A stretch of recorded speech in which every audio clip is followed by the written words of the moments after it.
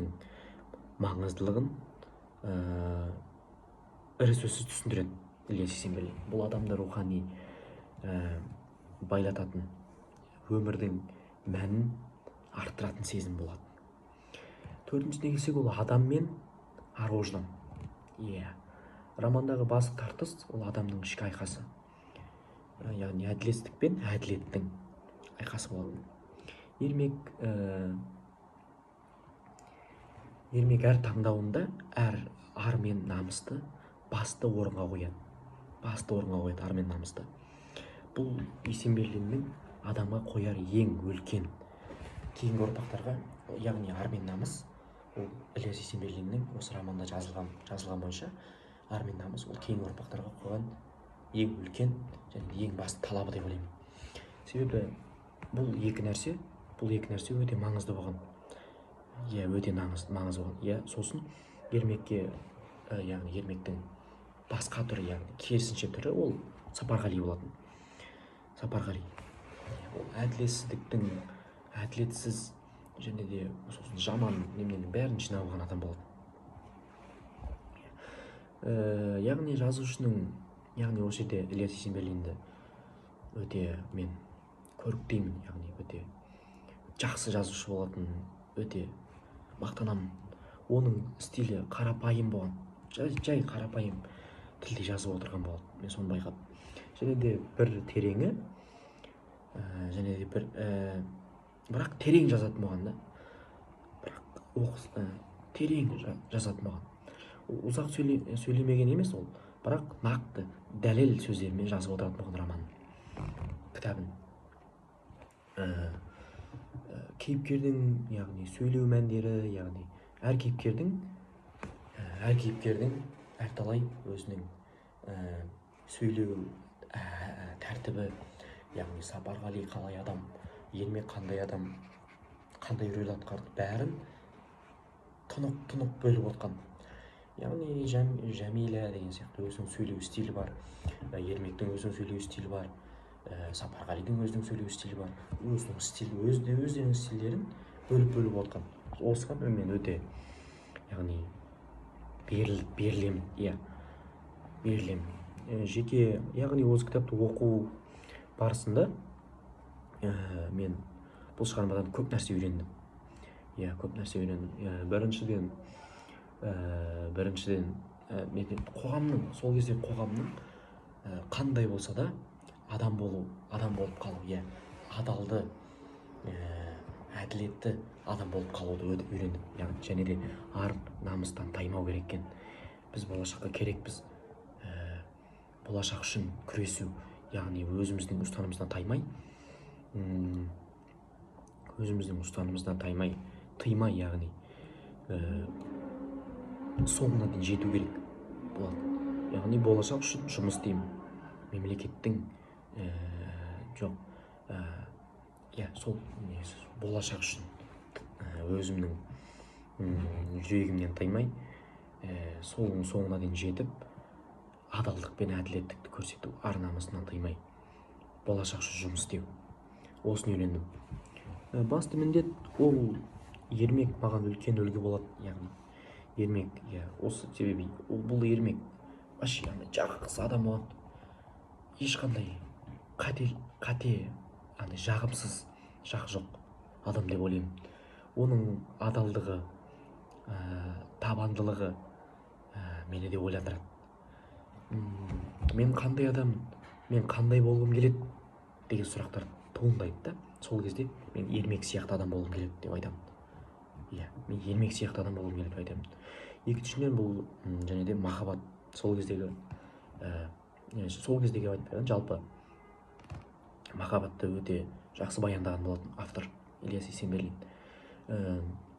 Махаббаттың ол тек сезім емес, үлкен рухани күш екенін білдіреді бізге. Жәмила мен ермектің арасындағы махаббатты айта кетсек, ол мен үшін шынайылықты, сенімді, адалдықтың көрінісі. Үшіншіден, мен қазіргі қоғамда Сапарғали сияқты адамдар көп екенін білем. Яғни білдім. Қандай қоғам болсын, бұрынғы қоғам болсын, қазіргі қоғам болсын, бұл өмірде, яғни бұл қоғамда Сапарғали сияқты адамдар көп екенін білдім, иә, түсіндім. Бірақ оларға қарсы тұру, әрқайсымыз баршылығымызды, күшімізді салуымыз керек. Ол себебі ондай Сапарғали сияқты адам үлгі болмау керек та. Ол дұрыс емес нәрсе, ол әділетсіздік, ол жағымсыз жаққа біз күресіп, соңына дейін күресу керек, иә. Егер де әр адам өз ісіне адал болса, ол әділеттік орнайды да. Бұл кітап мені рухани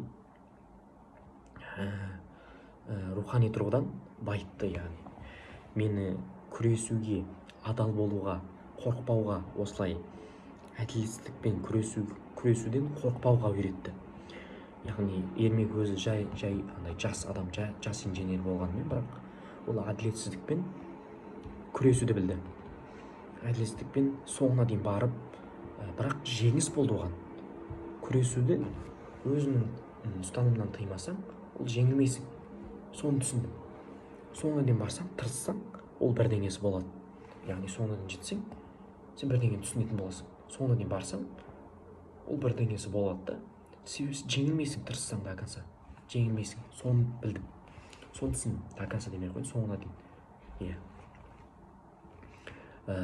Ол өмірлік бағытынан беретін шығарма болды. Яғни бүткіл өміріме әсер ететін шығарма болды. Әрбір жас осы кітапты оқып шығу керек деп ойлаймын. Иә, өте бұлай адамның өмірін ойлататындай шығарма болды. Сосын жалпы өзімнің ойымды айтып кететін болсам, бұл кітап туралы. Яғни бұл кітапта өте Ермекке өте көп қиындықтар болды деп ойлаймын. Иә, кітапты оқу барысында Ермекке өте көп қиындықтар болды. Сол замандағы кеңестік үкіметтің, қоғамның, яғни басшыларының әділетсіздіктің, адалсыздықтың және де жамандықтың бәрі Ермектің басына жиналған. Бірақ сол бүткіл кейінгі жастарға, ол ескі олардың Сапарғали алатын болсақ, ол сол кездегі жағымсыз, яғни ескі ойлармен кеткенде, ал жаңа ой, ол Ермектің ойы. Ол болашақтың, біздің өзіміздің болашақ қалай болады деген сұрақ келді. Біздің болашағымыз қандай болады? Мен болашақ үшін соңына дейін жұмыс істеуім керек. Мен болашақты дамытуым керек. Мен болашақ үшін күресуім керек. Яғни осы үшін мен жұмыс істеуім керек деп ойлаймын. Яғни соған, бірақ оның жолы оңай болмайды. Тіпті қиын болады, қиындық ұшырайды. Яғни Сапарғалидың әділетсіздігі, жоқ жерден проблема, яғни мәселе табуы деген сияқты өте қиындықтар болады. Сол кезде махаббат келеді Ермекке. Сол кезде қасында болған адам, тек бір адам, ол Жәмила болады. Яғни Ермектің махаббаты болады. Ермектің ең қиын сәттерінде қасында болған, қол созған, қиын сәтінде қасында болып, Ермектің қасында соңына дейін күрескен, әділетсіздікке қарсы шыққан, өте рухани жағынан маған өте үлкен сезім берді. Бұл осының екеуінің махаббаты, иә. Сосын Сапарғалида маған өте үлкен сезім берді. Себебі бұл Сапарғали сияқты адамдар, кейіпкерлері, яғни бұл қандай қоғам болсын, қандай заман болсын, бұндай адамдар тағы бар болады. Бірақ та бұндай адамдармен біз Ермек болып күресуіміз керек. Әділетсіздікке қарсы шығып, соңына дейін күресуіміз керек. Мен осыны түсіндім. Осылай деп ойлаймын негізі. Автордың ойы да осылай деп ойлаймын. Себебі автор бұл романды жазған ойы бізге, яғни болашақтың ұрпақтарына, бізге, яғни бізден кейінгі ұрпақтар болсын, біз болайық, біздің алдыңғы ұрпақтар болсын, осы роман арқылы бізге осыны білдіргісі келіп отырған деп ойлаймын. Яғни бұл не? Сапарғали сияқты адамдарға не десе де, қандай болса да, Сапарғали сияқты адамдар болады. әрбір заманда, әрбір қоғамда Сапарғали сияқты адамдар болады. Сол адамдарға бізге жеткізу ар намыстан тыймай, әділеттікті сақтап, адалдықты сақтап, сондай адамдарға, яғни қоғамға зиян келтіретін адамдарға күресіп білуді үйретеді. Осыны күресіп білуді үйреттім, яғни қорықпай күресуді үйрендім. Яғни осы романды оқыған соң қорықпай күресуді. Ермек сияқты ерлікті көрсету керек қой. Маған ермек өте үлкен сезім берді. Өте тиіп кетті деп айтсам болады. Ермек өте жақсы адам, өте әділетті, өте адалды адам. Қазір бұндай адамдар көп емес. Яғни Ілияс Есенберлин осы ермекті жазып, өзінің сондай адам болғысы келетінін кітапқа жазып шыққан деп ойлаймын. Яғни және де бізге осындай адам болыңдар, осындай адам болсын, кейінгі ұрпақтар осындай адам болсын деп жеткізу мәнінде де осы кейіпкерді жазып шыққан деп ойлаймын. Яғни сосын ең соңына келсек, қорытындыға келсек, бұл айтқанда Ілияс Есенберлин айқас романы 20 ғасырдағы қазақ әдебиетінің інжу манжардарының бірі. Шебер жазушы, сол кездегі заманды көрген, қоғамды көрген, өте терең ойы бар жазушы болды. Бұл шығармада тек өткен өмірді бейнелейді. Өткен өмірді ғана бейнелемейді, бұнда өткен өмірді ғана бейнелемейді. Кейінгі бүгінгі күнге де болашаққа да сөз береді, дауыс береді. Яғни адал болу, еңбек ету, махаббатқа берік болу, махаббатқа адал болу, бұл кез келген замандағы адамдар үшін маңызды зат. Яғни бұл өмірімізде өмір сүргенде біз ұстанатын негізі басқаны қоя тұрайық. Ұстанатынымыз адалдық және де еңбек ету, махаббатқа адал болу. Осы үш нәрсені үйретті маған. Осы кітап осы үш нәрсені үйретті. Сосын болашаққа деген ұмтылыс болды. Осында үйретті маған. Мен бұл шығарманы оқып қана қоймай, яғни жан жүрегіммен сүйсіндім десем де болады. Сол үшін де бұл роман менің жанымда ұзақ сақталады деп ойлаймын. Себебі бұл мен оқыған роман көп емес, мен негізі оқыған кітаптан, бірақ бұл оқыған маған сезімі өте үлкен сезім берген романдардың бірі болды деп ойлаймын. Өте үлкен сезім берді деп ойлаймын. Үлкен сезім берді деп ойламаймын, үлкен сезім берді маған. Себебі бұл роман маған өте көп нәрсені үйретті.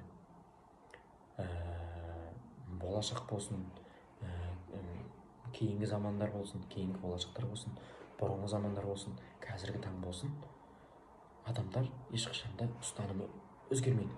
Тек қана басқа денеден өзінің ұстанымынан тыс басқа нәрсені қоя тұрып,